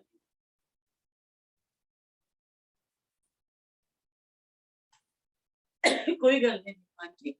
वो कहाँ है कुर्ते पजामे में और चप्पल में जो बुलाया है कलर। मैंने कहा, गुरुजी वो कार पार्किंग कर रहे हैं ना, बहुत पार्किंग थी, तो कहते हैं कि तो पार्किंग नहीं है, तुम गुरुजी के पास जाओ। मैंने कहा, आई एम सो सॉरी गुरुजी, वो कुर्ते पजामे में आए हैं, चप्पल पहन के। कहते मैं नहीं बुलाया, मैं बोल तो रहा हूँ कुर्ते पजामे वाला कर्नल कहाँ है। मैंने कहा, आपने क्यों बुलाया? कहते उसकी बहुत ईगो है। ਤੁਹਾਡੇ ਵਿੱਚ ईगो नहीं है, उसके में बहुत ईगो है, कर्नल है ना आर्मी का, वो भी आर्मड को, तो बहुत ईगो, इसकी ईगो ठीक करूंगा, नहीं तो बुढ़ापे में बहुत तंग करेगा। मैंने कहा, नहीं गुरुजी ईगो तो नहीं है। फिर ऐसे ही इतनी तारीफ की, वो साथ में कुछ बैठे थे, फैमिली मेंबर होंगे, मैं तो किसी को पहचानती नहीं थी। उन्होंने कहा, ये रेणु आंटी अशोका की मालकिन है। मैंने कहा, अरे गुरुजी नहीं नहीं, मैं तो नौकरी करती, मैनेजर हूँ। कहते मालकिन ही होता है मैनेजर, काम तो कर दिए है ना, बहुत मेहनत की है ना। मैंने सोचा, हाँ गुरुजी आपको कैसे मालूम? मैंने सोचा दिल में कि गुरुजी के तो अशोका होटल में भी वो चेयरमैन वगैरह सब गुरुजी के भक्त हैं। तो एक हमारे थे वहाँ चेयरमैन, वो भी इनके भक्त थे बहुत, उनके फादर को ठीक किया था मनचंदा। फिर उसके बाद मैंने कहा, नहीं गुरुजी क्या कर रहे हो, मैं नहीं मालकिन, मैं तो काम तो बहुत कर दिए ना। इधर से आवाज लगाती है तो इतनी आवाज ऊपर 7 फ्लोर तक सुनाई देती है। तो मैं सोची गुरुजी मेरे को टीज कर रहे हैं। मुझको बाद में पता चला, अब पता चला इतने दिनों बाद, कि जो गुरुजी ने बोला सही बोला।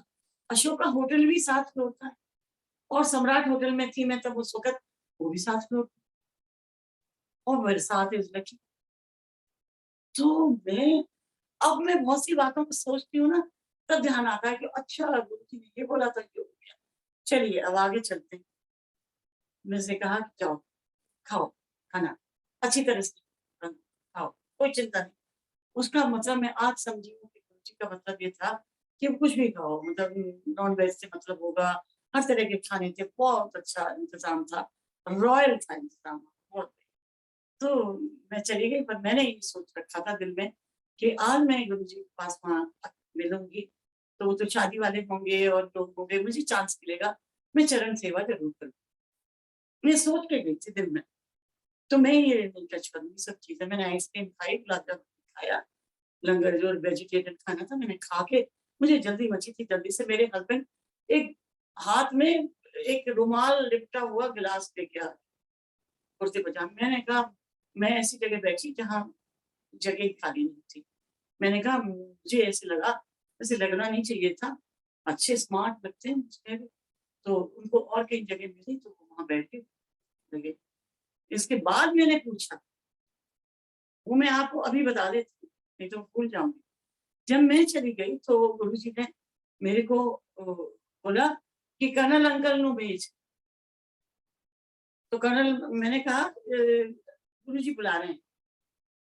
तो इन्होंने सुना नहीं, तो सेवादार आया कि आपको गुरुजी बुला रहे हैं कर्नल साहब। कहते अच्छा, तो वहाँ गए, तो मैंने पीछे मुड़ के देखा तो उनको ऐसे करके इशारा कर रहे हैं, ऐसे-ऐसे। मैंने कहा पता नहीं क्या कर रहे हैं।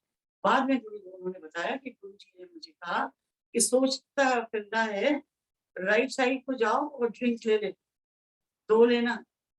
इन्होंने कहा कानों को हाथ लगाया, नहीं गुरुजी, आपके सामने कैसे? नहीं, मेरी आज्ञा, जाओ, पता नहीं कैसे कष्ट काटे होंगे, ये जाके ले आए, ये तो मस्त है। कहते गुरुजी ने ये भी बोला, रास्ते में बड़बड़ करते आ रहा है, ये तो उनको मालूम, गुरुजी को क्या नहीं मालूम।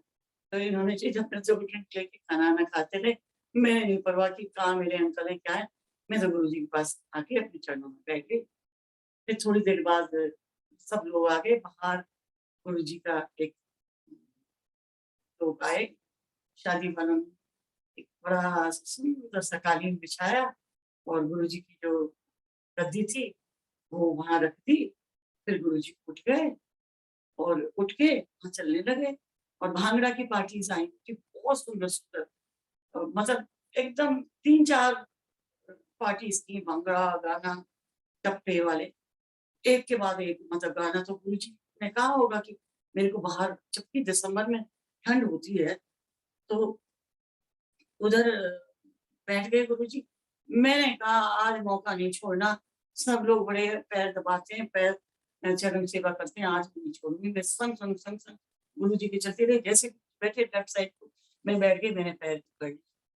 मैं जैसे मैं अभी बैठी हूँ, ये लेफ्ट को गुरुजी का पैर है और यहाँ मैं बैठ गई और मुझे सर्दी लग रही थी। मैं बिल्कुल सट के बैठी हुई झोला और मैं दबाती रही और गुरुजी को अपने हाथ से ऐसे करके अच्छे अच्छे वो क्या है लस्कारा वाले जाने क्या क्या गाने बीच में। फिर एक पार्टी पे चाय पी जाती थी तो गुरुजी को टाइम मिला, कहते थक गई आंटी।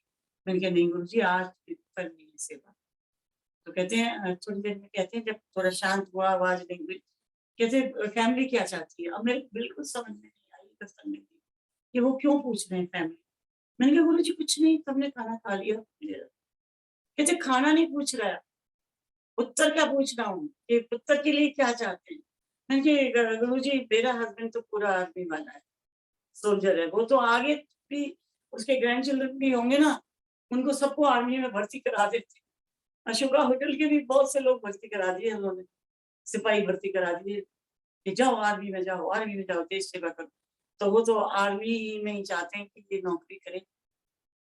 मैं अच्छी तरह नहीं बोल पाई इस बात को कि मेरा बेटा, मैंने ये नहीं कहा कि ठीक कर दो गुरुजी। तो अब मुझे क्या मालूम, ठीक तो हो रहा था वो। कहते कितना ठीक हुआ। मैंने कहा गुरुजी उसको तो याददाश्त आ गई है और पढ़ाई भी उसको करा रहे हैं, तो सब कुछ आ रहा है और आपकी कृपा है, बहुत अच्छा आ रहा है, काफी कुछ है। कहते मैंने पता है। कहते जा कल्याण कितना और सीधा सीधा बोलो ना कि यूनिफॉर्म पहनानी। मैं ये ताज्जुब में रह गई, आर्मी वाली मैं हूँ, गुरुजी तो सभी कुछ है। गुरुजी को ये मालूम है कि ये कह रही है कि नौकरी करे, तो यूनिफॉर्म पहनेगा तभी तो नौकरी करेगा। गुरुजी ने तो उसी में ही कल्याण कर दिया कि यूनिफॉर्म पहनानी है। मैंने कहा हाँ जी हाँ जी। कहते पहन लेगा। 1 तारीख को 2000 की 1 जनवरी को इसको 31 तारीख को लेटर मिलेगा और 1 तारीख को इसकी पोस्टिंग यहाँ दिल्ली में होगी, ये नौकरी ज्वाइन। मैं कहा कि थैंक यू गुरुजी। तो गुरुजी ने कल्याण कितना बोल दिया। मुझको उसको नहीं मालूम था कल्याण कितना क्या। बाद में मैंने पूछा था उनसे कि मुझे तब ऐसा बोला था। कहते वो तो ब्लेसिंग थी ना, वो तो ठीक कर दिया पुत्र को, उसका पैर भी ठीक हो गया, सब हो गया। इसके बाद फिर हम आ गए वहां से लौट के, चलने लगे आ गया। तो गुरुजी की जब गाड़ी आ गई मैं भी आ गया नहीं और घर आ गए। मैंने कहा आज तो मैं इतनी खुश हूँ, गुरुजी ने मेरी तारीफ की कि बड़ा काम करती है। तो कहते हैं हाँ तुम खुश कर देते हैं ना, तुम ज्यादा चरण सेवा करती हो, तुम किसी को बहुत प्यार करते। मैं प्यार तो तुम भी करते थे। हाँ मैं भी बहुत मानता हूँ, महापुरुष है बहुत बड़े। मैंने कहा नहीं शिव जी ने मेरे को बहुत अभी शिव जी दिखाई दी, जटाऊं ऐसा दिखाई देता था मुझे एम्पायर स्टेट। तो मैंने तो कभी नहीं, मैंने कहा मेरा बेटा 31 तारीख देखिए आई, 30 को लेटर आता है आर्मी हेडक्वार्टर से कि इसको ड्यूटी पे जाना है। मैं भी जोर से बोल रही हूँ, क्या पता आपको सुनाई ना दे। वो चिट्ठी आ गई, हम लोग जाके इसकी यूनिफॉर्म तैयार करके रखी, इसको पहना के, और यहाँ एक रेजिमेंट है यहाँ आर्मड कोर की है, वहां इसकी ड्यूटी लगा दी। हो गई। इसको मेरे हस्बैंड छोड़ने जाते थे, जबकि उतना अभी उतना थोड़ा सी कसर बाकी थी, पर कोई नहीं, जाता था, साइन करता था। और हाँ कभी कभी नींद आ जाती थी और पर वहाँ ड्यूटी करता था और उसको बिठा के रखते थे, थोड़ा बहुत घूम लेता था। फिर मेरे हस्बैंड जब तक क्लब में बैठते थे तो उसको ले आते थे।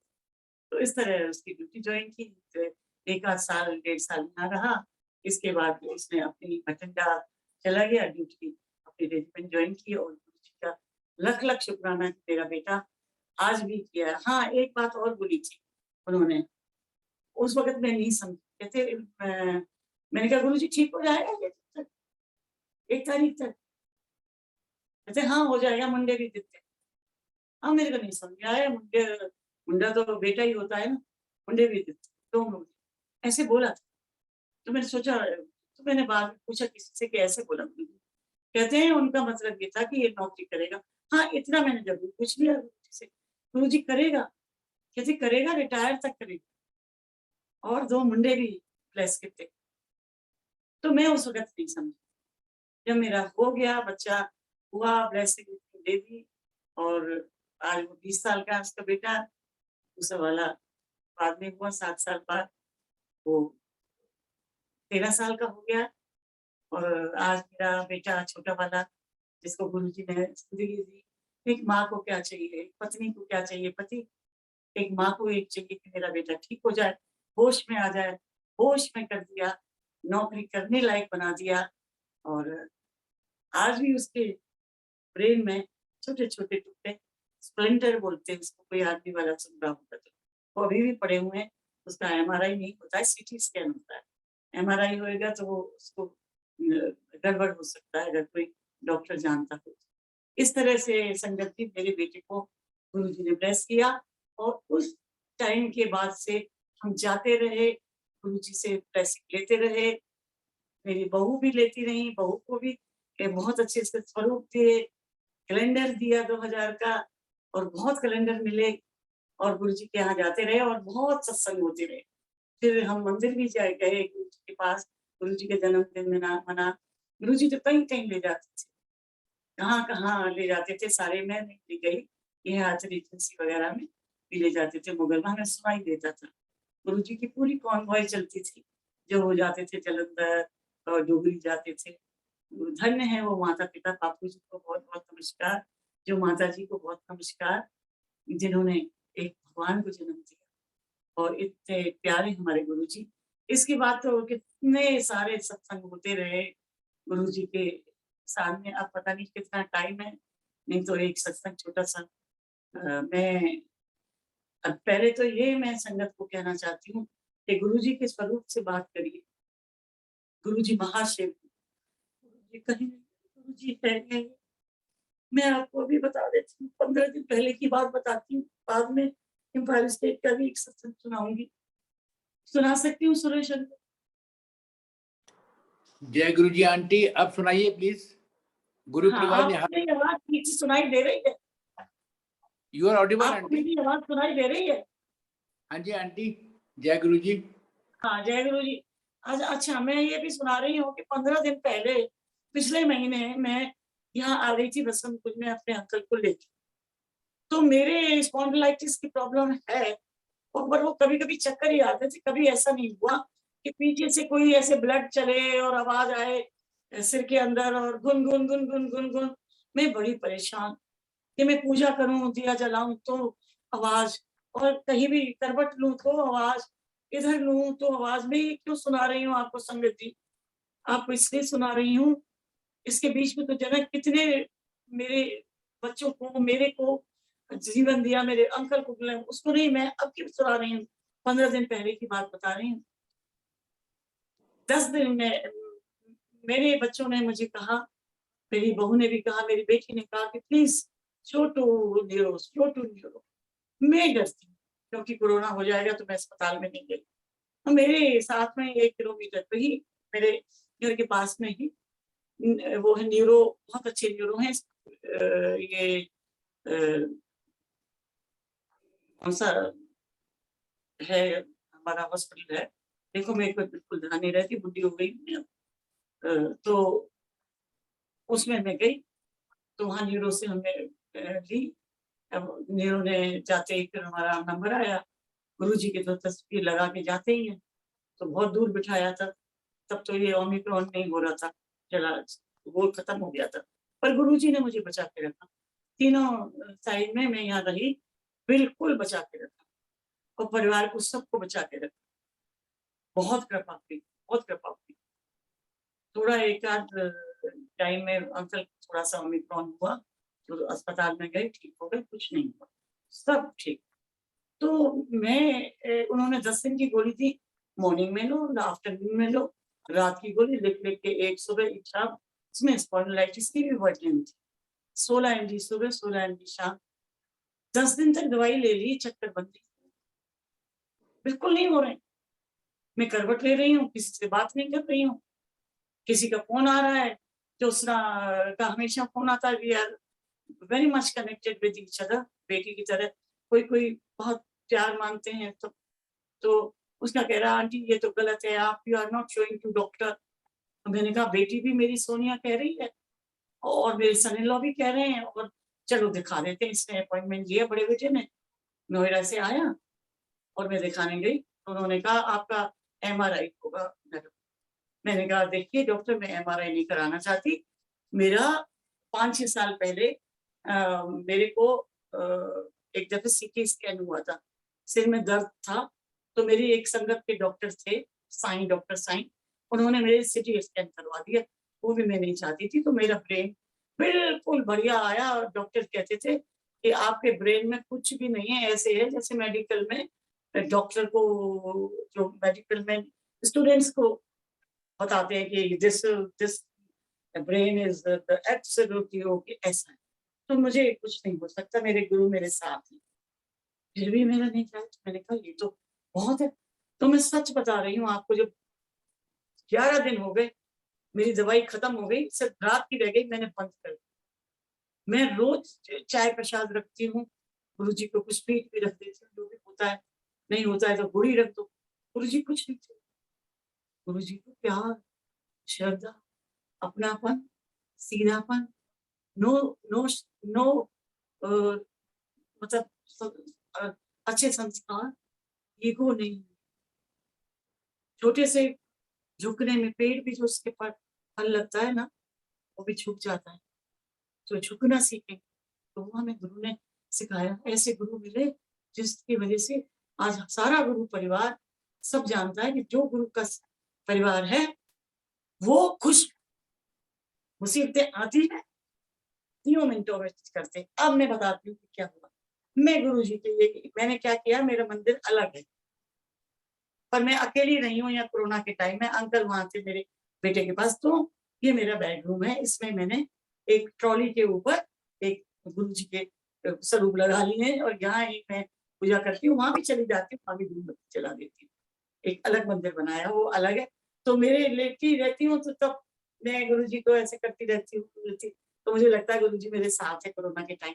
तो मैंने कहा गुरु जी से बात करती हूँ, तो मैंने कहा गुरु जी टेलीपैथी से तो करते ही हैं हम, और जवाब मिलता है, हर चीज का जवाब मिलता है। मुझे तो हर चीज का जवाब देते हैं मेरे प्यार वाले। तो मैंने कहा गुरु जी आज मैं बहुत नाराज हूँ आपसे, और मैं ये चाय पी रही हूँ, आपकी ठंडी भी हो जाती है, फिर गर्म नहीं करती हूँ। मैं पीती हूँ कि कहते हैं कि चाय प्रसाद जब ठंडा भी हो जाए तो उसको गर्म नहीं करना चाहिए प्रसाद को, फिर उसमें ब्लेसिंग नहीं रहती। ऐसा हमको पुराने लोगों ने बताया, वही हम कर रहे हैं। वो ठंडी भी हो जाती थी, उसके साथ ही दवाई ले ली। और मैंने क्या किया, जो जल रखती हूँ ना, मैंने कोई लोटा ब्लेस नहीं करा। मेरे तो गुरु जी ने ऐसे ही ठीक रख रखा, ब्लेस करने की क्या, वैसे ही ब्लेसिंग है गुरु परिवार के। तो मैं अपना एक गिलास तांबे का भी रख देती हूँ, कभी स्टील का रखती हूँ, कभी चांदी का भी रखती हूँ। चांदी का एक गुरु जी का है, जिसमें एक दफे वो चाय भी थी, पूरा रखा था। तो मैंने सोचा शायद गलती हुई होगी मेरे से, तो मैंने तो हो सकता है मैंने आधा ही रखा हो। दूसरे दिन मैंने सोच के मैंने कहा पूरा रख लिया, आज देती हूँ गुरु जी के लिए, तभी भी आधा हो गया।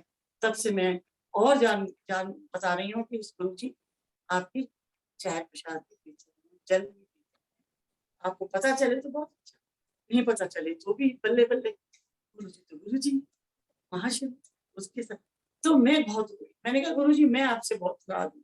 मेरे सिर में मैं बहुत सुनती हूँ ट्यूमर हो जाता है, ये हो जाता है, कहीं वही तो नहीं हो गया, प्लीज गुरु जी ये झंझन बंद करो। ये खून ऐसे जाता था और मैं डर जाती थी, ऐसे जाता था, मुझे फील होता था कि बड़ी जोर का वो ब्लड गया और नीचे आया, ब्लड गया और जाए, और चक्कर, बस वॉमिटिंग भी। मैंने कहा गुरु जी आज मैं ये पानी जलवा पे पूरे सिर में डाल रही, मैं भीग रही हूँ, मैं बैठी हूँ, मुझे आज ही ठीक करो, शाम तक चक्कर। मैं नहीं जानती। फिर मैं सो गई रात को, दवा देखो नींद आती है। मैं सुबह उठी, तो मैं करवट ली, तो मैंने कहा उठी तो 3 मिनट बैठती हूँ मैं, मुझे बताया गया है कि चक्कर आ जाते हैं, तो मुझे चक्कर बहुत लगा नहीं कि चक्कर आए। फिर मैं नहाने चली गई धीरे-धीरे, नहाई, नहा के फिर आई, दिया जलाया, जो जलाई और गुरुजी का पानी फिर डाल दिया। फिर मैंने ऐसे गर्दन की, ऐसे गर्दन की, वो कहाँ गया छन-छन की आवाज़, वो कहाँ गया ब्लड का सर्कुलेशन, वो कहाँ गया सर में अंदर दर्द होना, मुझे मैं ये सोचती रही कि शायद वो दवाई का जो न्यूरो का असर हुआ होगा, अब हुआ है। नहीं, मेरे जब वो मैंने 10 दिन दवा ली, 5 दिन उसके ऊपर हो गए, तो भी मेरे चक्कर बंद नहीं हो रहे। दवाई भी खत्म कर दी, सिर्फ एक रात की थी। मैंने वो रात की फेंक दी दवा गुरुजी के सामने कि 5 दिन की ये रात की रह गई, सोने की होगी। तो मेरे को तो नींद वैसे ही बहुत आती है, मुझे तो गुरुजी बहुत अच्छी नींद देते, जो बेपरवाह रहते हैं गुरुजी के वो हैं।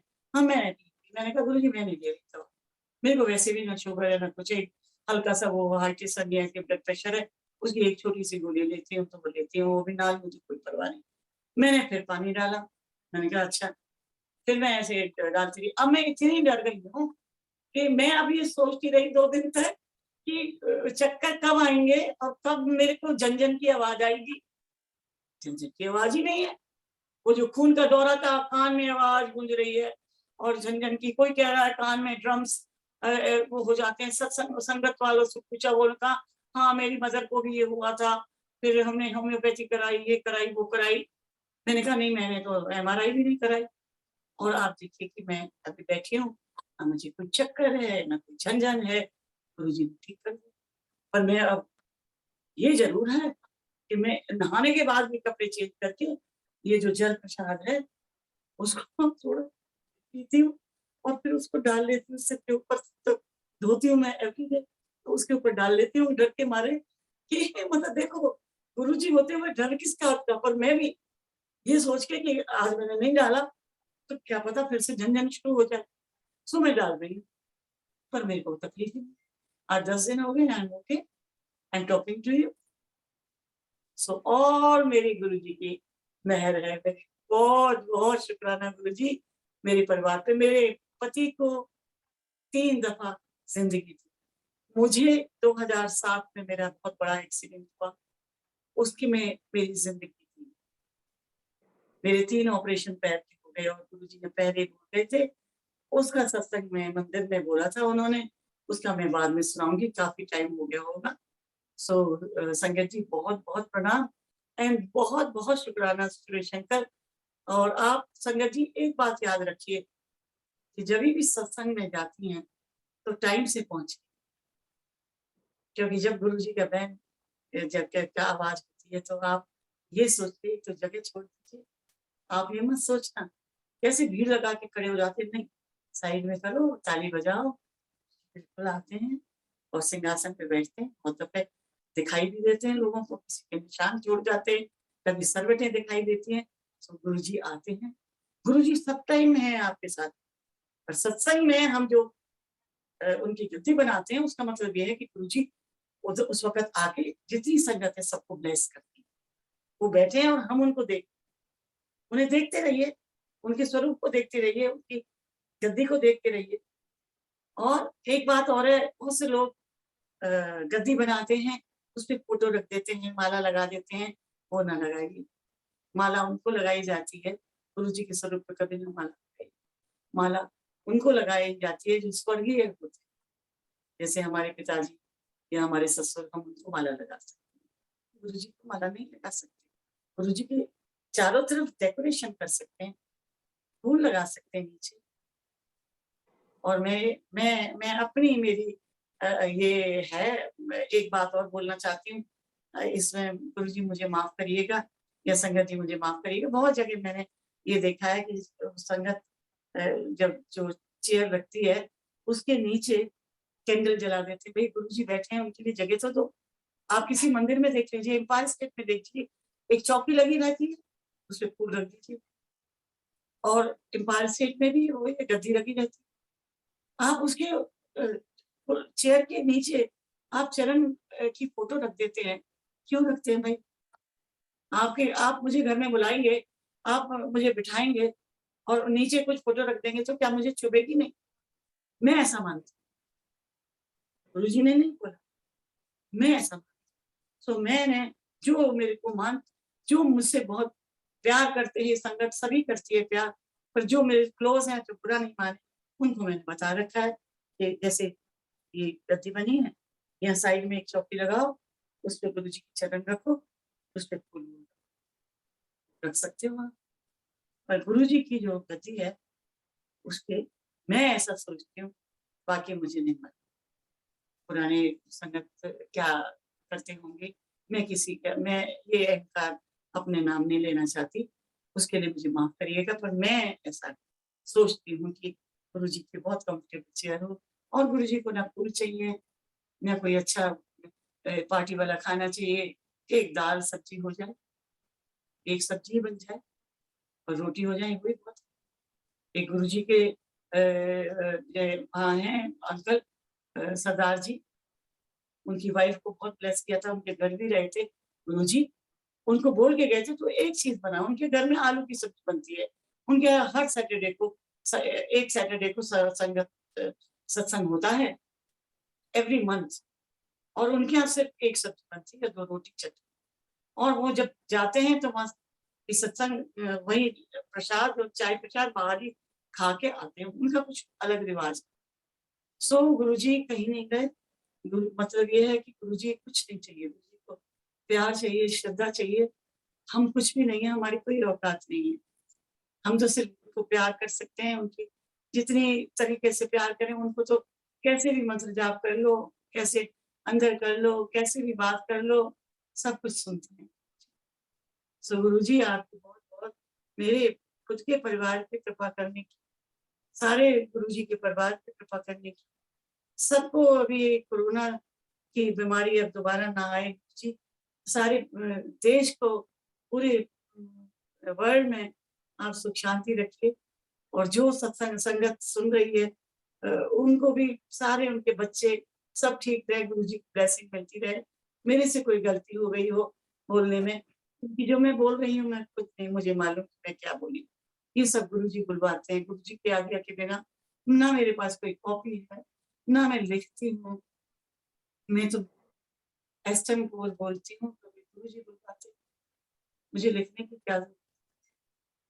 सो थैंक यू गुरु जी, थैंक यू सुरेश अंकल, आपने मुझे जय गुरु, थैंक यू वेरी मच। जय गुरु जी। रेणु आंटी, आपके सत्संग से गुरु परिवार निहाल हुआ है आज, और जो आपने गुरु परिवार को मार्गदर्शन दिया है, उम्मीद है कि गुरु परिवार ने सुना और गुरु परिवार उसका पालन करेगा। इसी के साथ मैं बिलातीराम अंकल जी को रिक्वेस्ट करूंगा, ओवर टू यू बिलातीराम अंकल जी। जय गुरु जी। जय गुरु जी अंकल। जय गुरु जी। जय गुरु जी आंटी। वैसे जय ना सच को लिखना पड़ता है, ना सच को याद रखना पड़ता है। विलायती अंकल है ना? सुरेश जी कौन बोल रहे हैं? विलायती अंकल? सच तो अपने आप निकलता है और सच ही सच। हाँ जी, विलायती अंकल बोल रहे ना। जय गुरु जी विलायती अंकल। जय गुरु जी आंटी जी। मैं ये कह रहा हूँ, सच को ना लिखना पड़ता है ना याद करना पड़ता है, सच तो जब भी बोलोगे वो अपने आप ही निकलता है, और सच ही सत्संग है जी। सच्चाई का संग ही सत्संग है। तो आप उसमें तो ना ऐड कर सकते ना डिलीट कर सकते, उसमें से नहीं कर सकते। तो वही है, मेरे को जो ये एक ऑनर मिला है कि सब कुछ ठीक बोला। हाँ जी, सब ठीक है। आप जब आपने कुछ बोला ही नहीं है तो आप ठीक और गलत की असेसमेंट कैसे करें? मैं कर सकता हूँ ना आप कर सकते हो। महाराज बैठे हैं। मैं ये चाहती थी कि ये मैं बोलूं कि गद्दी के पास में बहुत से लोग चरण रखते हैं तो वो श्रद्धा से रखते होंगे, पर मैं नहीं रखती हूँ। नहीं ठीक है, ये शस्त्रीय काल कॉपी टू ऑल नहीं है, मेरा भाव मेरा है। आपने अपनी तरफ से बिल्कुल सही बात की है, उसमें कोई इफेंट बट नहीं है। तो मेरे को तो यही है कि दिए को सूरज का बखान करना है आंटी के बारे में बोलने के लिए, और छोटे से गागर में सागर भरना है मेरे लिए।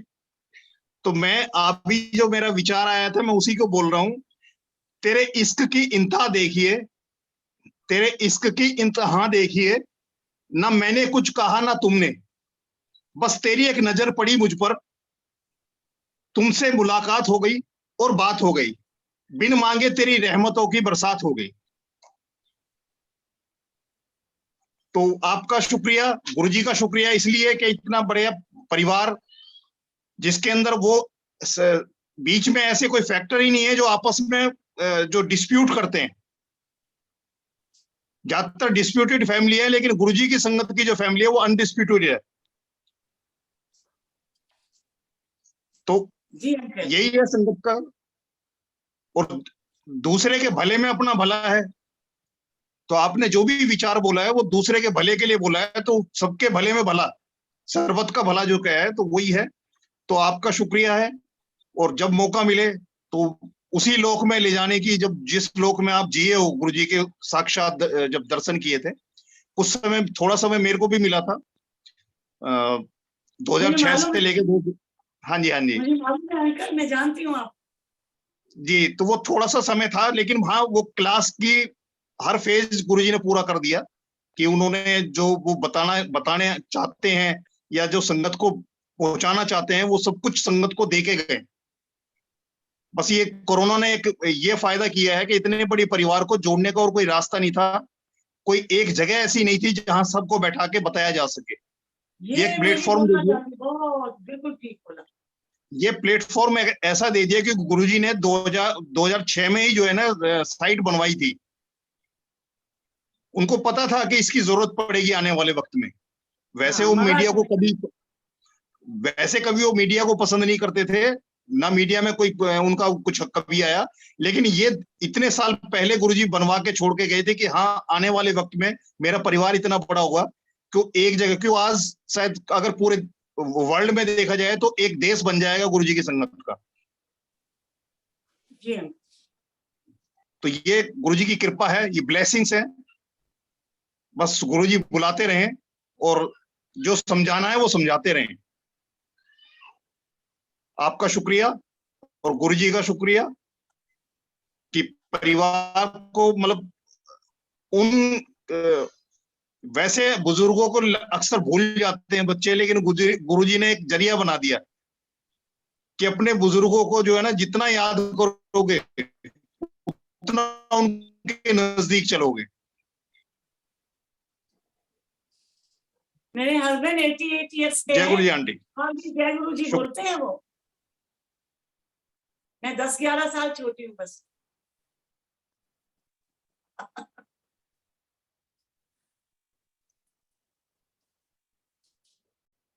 जय गुरु जी, जय गुरु जी। धन्यवाद, बहुत बहुत धन्यवाद आपका अपना अमूल्य समय निकालने के लिए और गुरु परिवार को निहाल करने के लिए। आने वाले दिनों में आपके बाकी सत्संग सुनने हैं गुरु परिवार ने, तो जैसी गुरु महाराज की आज्ञा होगी आपको दोबारा आमंत्रित किया जाएगा इस प्लेटफॉर्म से। जय गुरु जी। और इसी के साथ बिलायती अंकल जी आपका बहुत बहुत धन्यवाद एंड गुरु परिवार का बहुत बहुत धन्यवाद। बिलायती अंकल बहुत ब्लेस्ड है, सभी ब्लेस्ड हैं। हाँ जी, जय गुरु जी। Over to you. Thank you गुरु जी, अनंत शुक्राना। गलतियां हो तो भूल हुई हो तो माफ करिएगा। जय गुरु। सबके परिवार अच्छी तरह रहें और सारे सुख में रहें हमेशा, कभी ना दुख ना आए। Over to you Shrida aunty. जय गुरु जी। जय गुरु जी। शुक्राना गुरु जी। किस किस गल दा शुक्राना करा मैं गुरु जी। ए मनुख चून देन दा शुक्राना, जिन्हों देवता भी तरसते ने।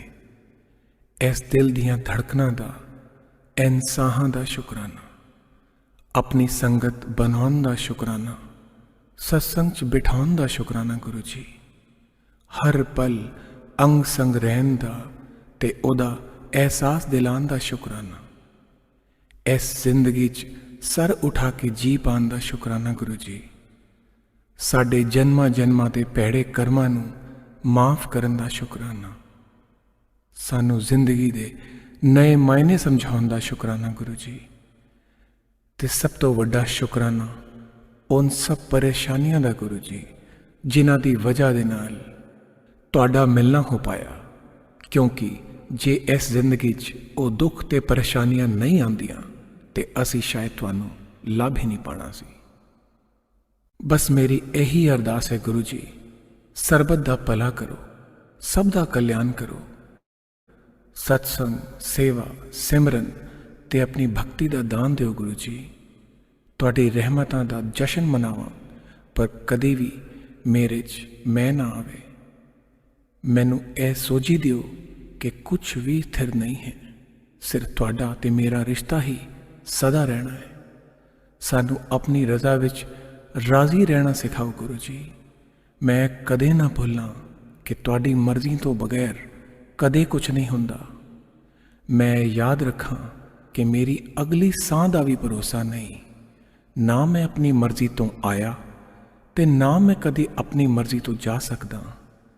ਮੈਂ ਛੋਟੀ ਵੱਡੀ ਹੋਣੀਆਂ 'ਚ ਤੁਹਾਡੀ ਰਹਿਮਤਾਂ ਨੂੰ ਦੇਖਾਂ, ਹਰ ਜੀਵ ਵਿੱਚ ਤੁਹਾਨੂੰ ਦੇਖਾਂ ਗੁਰੂ ਜੀ। ਤੁਸੀਂ ਮੈਨੂੰ ਜਿੱਥੇ ਵੀ ਰੱਖੋ, ਜਿਸ ਹਾਲ 'ਚ ਵੀ ਰੱਖੋ, ਮੈਂ ਤੁਹਾਡਾ ਸ਼ੁਕਰਾਨਾ ਕਰਨਾ ਨਾ ਭੁੱਲਾਂ। ਗੁਰੂ ਜੀ, ਜੇ ਤੁਹਾਡੀ ਰਹਿਮਤਾਂ ਪਾ ਕੇ ਮੈਂ ਨੀਵਾਂ ਨਹੀਂ ਰਹਿਣਾ ਤੇ ਮੈਨੂੰ ਆਪਣੀ ਰਹਿਮਤਾਂ ਨਾ ਬਖਸ਼ਿਆ ਜੇ। ਮੈਂ ਕਦੀ ਨਾ ਭੁੱਲਾਂ ਕਿ ਜੋ ਸਭ ਕੁਝ ਦੇ ਸਕਦਾ ਹੈ, ਉਹ ਸਭ ਕੁਝ ਕਦੇ ਵੀ ਲੈ ਸਕਦਾ ਹੈ। ਮੈਨੂੰ ਕੁਝ ਨਹੀਂ ਚਾਹੀਦਾ ਗੁਰੂ ਜੀ, ਸਿਰਫ ਉਹ ਚਾਹੀਦਾ ਹੈ ਜੋ ਤੁਹਾਨੂੰ ਮਨਜ਼ੂਰ ਹੈ। ਮੈਨੂੰ ਕਦੇ ਵੀ ਉਹ ਨਾ ਮਿਲੇ ਜੋ ਮੈਨੂੰ ਤੁਹਾਡੇ ਤੋਂ ਦੂਰ ਕਰੇ। ਮੇਰੇ ਗੁਨਾਹਾਂ ਨੂੰ ਬਖਸ਼ ਦੇਣਾ ਗੁਰੂ ਜੀ। ਅਸੀਂ ਚੰਗੇ ਮਾੜੇ ਤੇਰੇ, ਗੁਰੂ ਜੀ ਸਾਨੂੰ ਬਖਸ਼ੋ। ਅਸੀਂ ਕੀਤੇ ਪਾਪ ਬਥੇਰੇ, ਗੁਰੂ ਜੀ ਸਾਨੂੰ ਬਖਸ਼ੋ। ਬਸ ਇਹੀ ਉਹ ਅਰਦਾਸ ਹੈ ਤੁਹਾਨੂੰ ਗੁਰੂ ਜੀ। ਜੈ ਗੁਰੂ ਜੀ, ਸ਼ੁਕਰਾਨਾ ਗੁਰੂ ਜੀ।